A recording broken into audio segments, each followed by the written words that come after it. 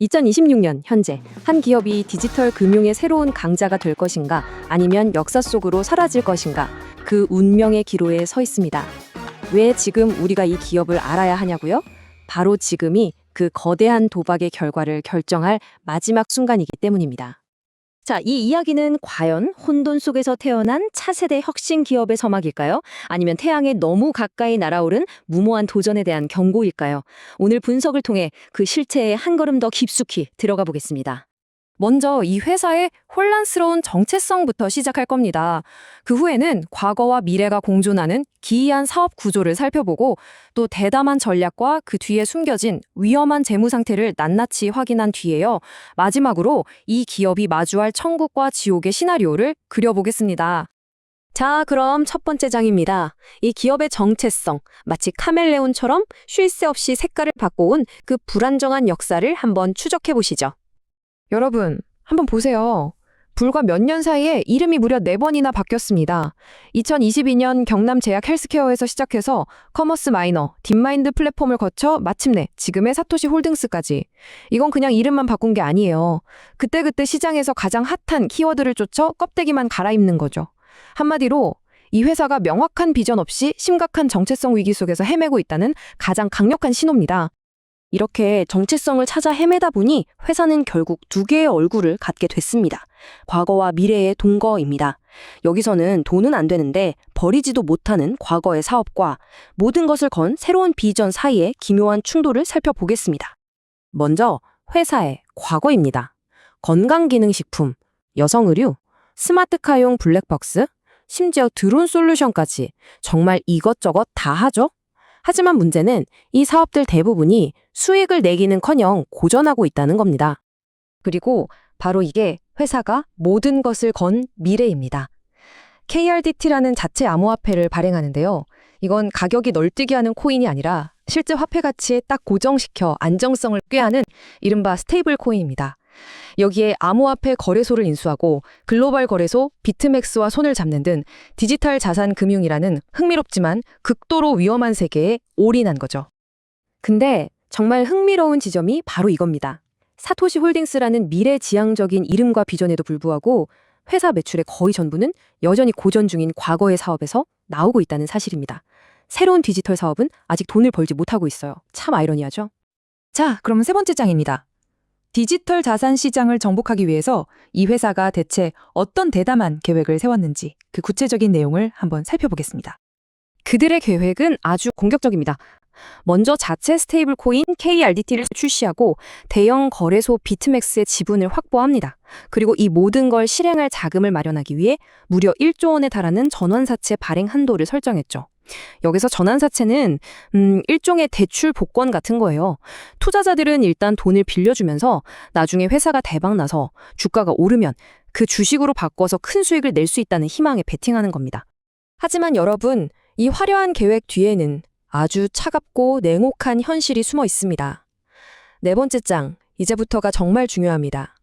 회사의 야망을 위협하는 냉혹한 재무 상태를 직접 들여다보겠습니다.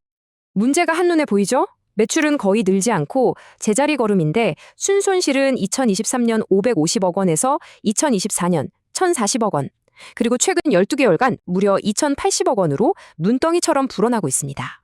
이 그래프를 보시면 상황이 얼마나 심각한지 더 와닿으실 겁니다. 손실 규모가 매년 거의 2배씩 말 그대로 폭발적으로 증가하고 있어요. 이건 정말 위험한 신호입니다. 마이너스 208억 원. 이 숫자의 의미를 잠시 생각해 보시죠. 이 회사가 한 해 벌어들이는 돈, 즉 매출이 약 220억 원인데 번 돈과 거의 맞먹는 금액을 고스란히 잃고 있다는 뜻입니다. 밑빠진 독에 물 붓기죠. 이런 상황이 계속되면 자본 잠식이라는 위험한 상태에 빠지게 됩니다. 말이 좀 어렵죠. 아주 쉽게 말해서 회사가 사업으로 번 돈이 아니라 애초에 사업 미천으로 쓰려던 원금까지 까먹기 시작했다는 뜻입니다. 생존을 위해 자기 살을 깎아먹고 있는 아주 위험한 상황인 거죠. 그리고 이게 바로 그 증거입니다. 부채 비율 114.3%. 이 숫자가 100%를 넘는다는 건 회사가 가진 자산보다 갚아야 할 빚이 더 많다는 의미입니다. 극심한 재무 압박 상태를 보여주는 지표죠. 핵심은 바로 이겁니다. 회사는 이제 정말 마지막 갈림길에 섰습니다. 이 게임 자체를 끝장낼 수 있는 치명적인 위험 요인들을 하나하나 정리해 보겠습니다. 2026년 현재 사토시 홀딩스는 그야말로 벼랑 끝에 서 있습니다. 상장 폐지 위험이 코앞에 닥쳤고 자본은 계속해서 깎여 나가고 있죠. 새로운 디지털 사업은 아직 돈이 되지 않으며 막대한 전환 사채는 기존 주주들의 가치를 희석시킬 폭탄과도 같습니다. 심지어 주요 주주들마저 지분을 줄이며 발을 빼는 모습을 보이고 있습니다. 자, 이제 마지막 장입니다. 이 모든 것을 종합해서 사토시 홀딩스가 맞이할 수 있는 세 가지 미래, 천국과 지옥의 시나리오를 분석해 보겠습니다. 가장 긍정적인 천국 시나리오입니다. 정말 만약에 KRDT 스테이블 코인이 시장에서 대성공을 거두고 거래소 인수합병도 순조롭게 진행된다면 회사는 2027년에 흑자 전환에 성공하며 주가도 회복할 수 있을 겁니다. 하지만 지금까지 우리가 살펴본 재무 상태를 고려하면 이 시나리오의 실현 가능성은 매우 낮아 보입니다. 다음은 연옥 시나리오입니다. 신사업이 큰 성공도 완전한 실패도 하지 않고 그저 그런 성과를 내는 경우죠. 회사는 생존은 하겠지만 매년 1,000억 원대의 손실을 내며 자본 잠식이 계속되고 주가는 지지부진한 상태에 머무를 가능성이 있습니다. 마지막으로 가장 가능성이 높은 지옥 시나리오입니다. 암호화폐 규제가 강화되거나 스테이블 코인 사업이 실패하면 회사는 결국 상장 폐지되고 파산 위기에 직면할 수 있습니다. 이 경우 주가는 회복 불가능한 수준으로 폭락할 겁니다. 이게 바로 전문가들이 평가하는 생존 확률입니다. 보시다시피 실패를 의미하는 약세 시나리오의 가능성이 50%로 가장 높습니다. 반면에 성공 확률은 단 15%에 불과하죠. 이 도박의 승률이 얼마나 낮은지를 명확히 보여줍니다. 생존이 신라 같은 희망에 달려있는 지금, 이 이야기는 과연 대담한 혁신의 역사로 기록될까요? 아니면 모든 것을 건 마지막 필사적인 도박으로 기억될까요? 그 답은 바로 앞으로의 12개월 안에 결정될 것입니다.